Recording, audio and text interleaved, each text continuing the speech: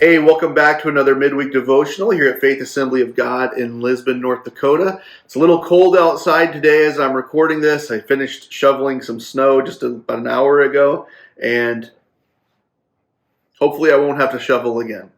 We're just going to dive right into our devotional today, and we're reading out of Psalm chapter 19, verse 7. It reads like this. The law of the Lord is perfect, reviving the soul. The testimony of the Lord is sure, making wise the simple. What is perfect? If you were to ask yourself, have I ever met someone who is perfect? Right now you may say no.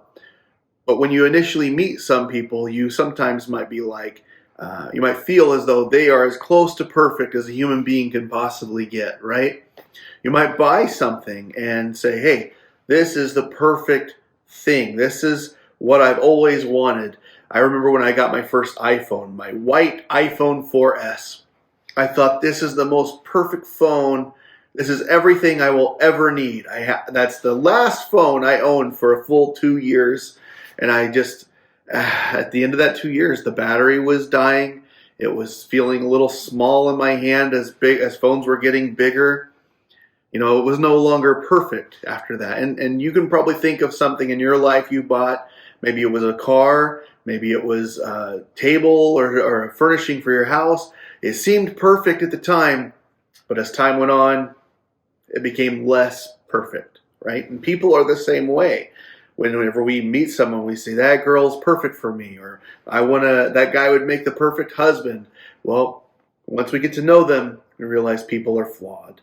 And there was only ever anybody or anything who walked this earth that was perfect, and that was God himself. And as far as being as a person, Jesus, the Son of God, was perfect. Jesus of Nazareth, Jesus Christ, he was completely God and yet completely human at the same time. He was perfect.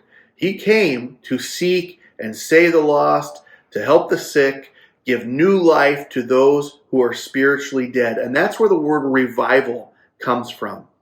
Whenever something is dead, it's revived, right? And that word reviving is in our text this morning.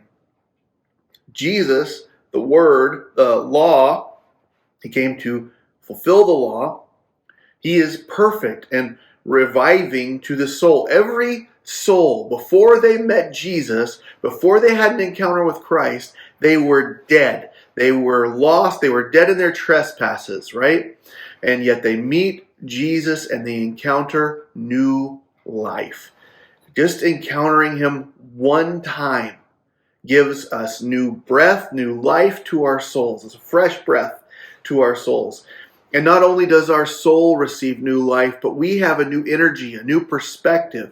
It's a lot like somebody who had a near-death experience, right? And then when they snap out of it, they typically will have a new appreciation for life and for sharing that life and being with others. And it's the same way with us. When we are reborn, we are wanting to share that new birth, that new life with other people. And as we draw closer to God, we want to share him and share his will for our lives as we understand him and as we grow in that relationship. And that's the challenge this week. If you're watching this, the challenge this week is to take and find just one person in your life or find one way to share that new life in him that you've received with somebody else. Give it a shot. Do your best. Share your experience. Share your testimony is what we often call it. Share that with just one other person. Until Sunday, when I hope to see you, God bless you guys.